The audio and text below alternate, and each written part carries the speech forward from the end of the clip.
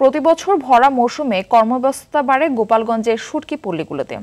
চলে মাছ শিকার, বাছাই ও শুকানোর কাজ। তবে অবৈধ জালের ব্যবহার সহ মানবসৃষ্ট ও প্রাকৃতিক কারণে এবার কাঙ্ক্ষিত পরিমাণ মাছ মিলছে না। এতে কমেছে শুটকি উৎপাদন, লোকসানের শঙ্কায় জেলে ও ব্যবসায়ীরা। গোপালগঞ্জ থেকে আব্দুল্লাহ আল মামুনের প্রতিবেদন, বিস্তারিত জানাচ্ছেন সায়েদ মাহমুদ। দেশীয় প্রজাতির মাছের জন্য সারা দেশেই বেশ কদর গোপালগঞ্জের। জেলার মুকসুদপুরের চান্দার বিলে একসময় নানা প্রজাতির মাছ পাওয়া যেত। জলির পারে গড়ে উঠেছিল শত শত শুটকির চাতাল, যেখানে কাজ করে সংসার চালাতো এখানকার হাজার হাজার শ্রমিক। তবে মাছ সংকটে পরিস্থিতি আগের মতো নেই। আমি যেমন এই শুটকি পাইছে 3টা ছেলে মেয়ে অনার্স কমপ্লিট করাইছি। আমি দেখছি অন্তত 20 থেকে 25টা খোলাই নদীর পার দিত, এখন মাত্র 2টা খোলা আছে। আমার স্বামী কৃষি কাজ করে, গরিব মানুষ আমরা এই শুটকি খোলায় আসি, মাছ কাটি।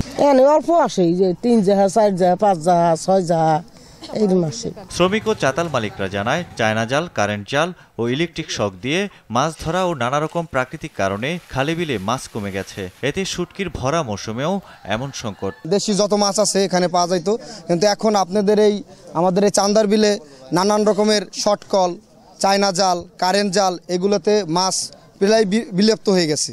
এর মূলত কারণ হলো শর্টকল, চায়না জাল। এগুলো যদি সরকার নজর দিনে দেখে তাহলে হয়তো আবার এই প্রাকৃতিক মাছ দেশে ফিরে পাওয়া সম্ভব।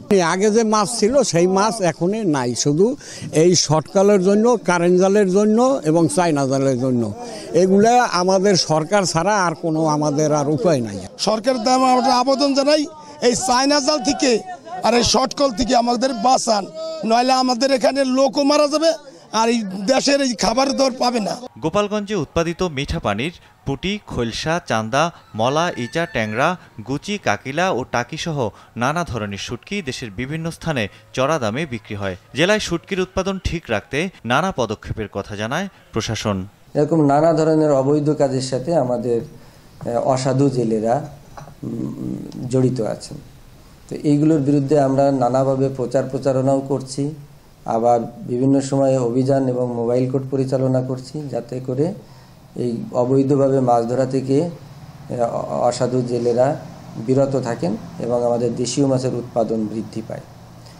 এছাড়াও আমরা জনসচেতনতামূলক বিভিন্ন উদ্বুদ্ধকরণ সভা করছি, ট্রেনিং দিচ্ছি। সায়েদ মাহমুদ, RTV।